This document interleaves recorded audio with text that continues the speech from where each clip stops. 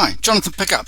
Now I saw somebody asking a question how they could calculate all of this area, these yellowy orange areas, but not calculate the area of the building. Now I've created a couple little bits here, this one and there's another object there, and my arcs touch those points.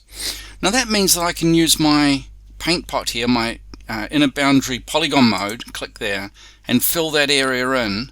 If I add those together and we go add surface, then I've got that. But what I also need to do is to clip out this shape that's here.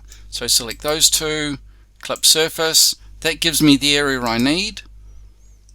I'll just move this out of the way. This is the actual image that I took off the internet. That was what we needed to do. And down here we can actually see the area of this object, which is here. That's the area, 470 square meters. And the perimeter is there as well. Probably the best way though is to convert this into something like a hardscape object, which would then allow us to see this in 3D as well. So you can actually see the 3D shape of the hardscape, and that could be really powerful in terms of later on being able to use it for part of your design process. So that's my hardscape object there. I just need to give it some 3D slab, give it the thickness, and then when I go to a 3D view we should be able to see the hardscape itself, and then when we do the building we'll be able to see the building on top of that as well.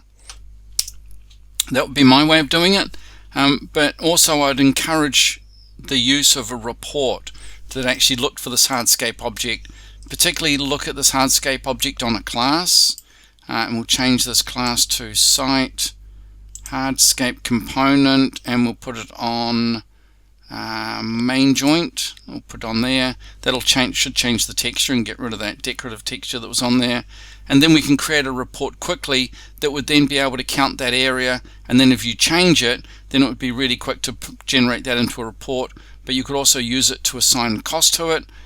Hardscapes allow you to attach a cost, a main unit price here, so we could add the cost of that, and then we could actually start to create a report that gave us not just the area of this but also the cost of it for installed.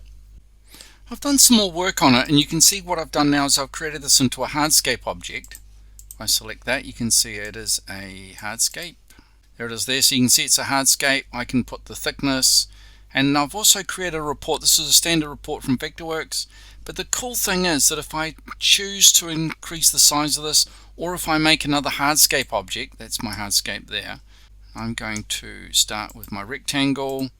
Let's put in a driveway and right click, create objects from shapes. You're a hardscape, and the thickness is 100 and 100. I can now start to update this. Let's update recalculate all worksheets, and you can see I've now got the next hardscape in here as well. So my hardscape name is driveway, and we'll recalculate this and show you there's my driveway. This is hardscape number 1, that's this one here, and it's just called hardscape number 1. There it is there, and this is my patio.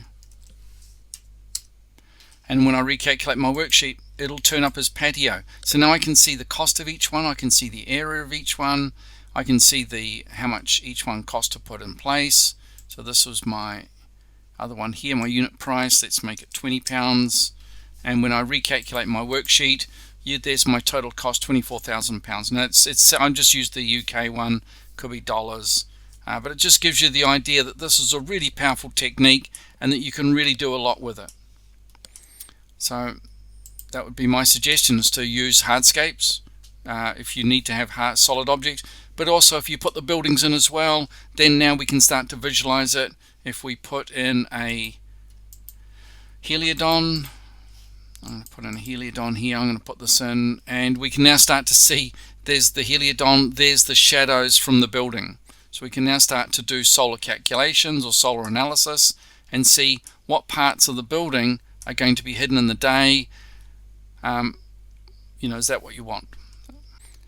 So I'm Jonathan. I hope you really enjoyed it. If you like my style, you might want to consider becoming one of my subscribers. Belong to my user group so that every month you can attend webinars where we can ask questions like this and you can get the answers that you want.